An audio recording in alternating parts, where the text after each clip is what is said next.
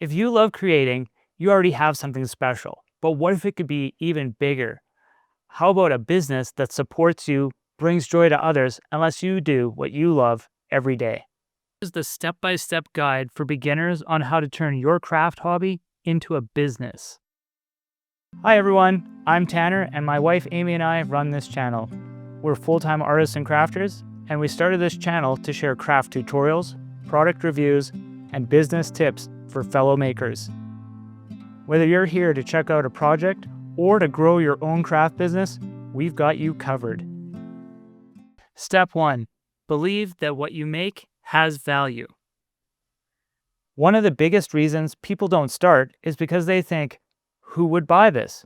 But here's the truth. Handmade items have more meaning than manufactured items. People love things that are unique, made with care, and not mass-produced. The personal touch that you bring is something no machine can ever replace. Your handmade art and crafts are valuable because they're an extension of yourself. Instead of asking, who will buy this? Ask, where can I find the people who will love my product? And remember, the goal isn't perfection, it's connection. Step 2. Start small, but start somewhere. You don't need a big budget, a full studio, or even a perfect plan. The best way to start is simply begin. And here's how you can take your first step. Where to start selling? Post your work on Instagram, Facebook, or TikTok to get it out there in front of people. Offer a few pieces to friends or family who support your work. Try a small craft market or pop-up event. Your first sale isn't about the money. It's about proving to yourself that your craft business is viable and it is possible for you to do your craft and connect with people about it. Step 3. Choose the right place to sell. There is no one right way to sell your handmade crafts or art, but here are a few options to consider. Some online options to consider would include Etsy, which is easy to set up and it has a built-in audience. You could also try your own website, which would give you more control, but it does take time to grow and you have to do your own marketing. Or you could give Instagram or Facebook a shot.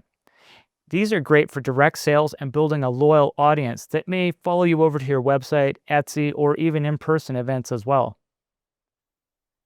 In-person events to consider would include events such as local craft markets. These are great for meeting customers face-to-face and getting real-time feedback on your work, your story, and your booth as well. Pop-up events are another great in-person event, and these are great because they're much smaller and you can try them at different locations. They're often only one day, and some of them might fit more easily into your schedule. You can also consider boutique shops that support handmade items. These are a great place for long-term sales, relationship buildings with the store, and you can also, over time, customize your offerings that you have through the store tailored to their specific demographics. Step 4. Price with confidence. One common mistake that we see all the time with artists and crafters as well is that they price their work too low. This doesn't take into consideration your time, your materials, your skills, or your creativity.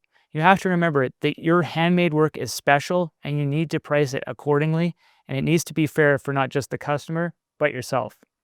Many people use the following simple formula to get their minimum price that they want to charge, but you can also check out our video on pricing for further information about how to set up your pricing formulas. The pricing formula we're talking about here is cost of materials plus the time spent making the item times 2 or 3 will give you a fair price, at least a good starting place, and then you can modify that per product, product type, or item.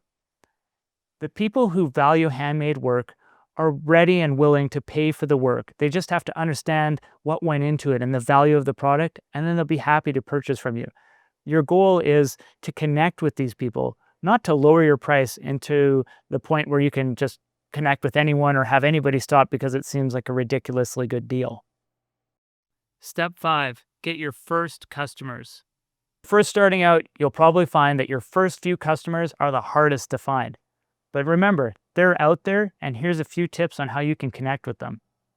Here are some ways you can attract buyers. Show behind the scenes video on your social media or website. People love seeing process videos and what goes into making your products. Share the meaning behind your work. Storytelling really does sell, and you can do that in person, through social media, and your website. You can also offer a special launch deal for your first few customers. This can be especially good if you're focusing on online, because then you can get the ball rolling and get some good reviews coming in right away, and hopefully that will spread out and get you more traction. What really matters is you keep showing up and keep trying. Don't be discouraged if it takes some time to get your first sales. Remember that every artist, maker, and business owner started off with 0 sales. So the main thing to remember is that you just keep showing up and keep trying, and you will find the people that you are going to connect the best with your products or services. And finally, keep going and believe in yourself. As with anything, starting out is the hardest part. But the good news here is you don't have to do it alone. There's a whole world of people who love handmade work, who make handmade work, who support handmade work, and they're out there just waiting to connect with you, and you know they're going to love their product once they find you. If this video helped you, please give it a thumbs up and make sure to subscribe for more real, honest advice about making a living doing the craft that you love, and for tutorials and advice about the craft business.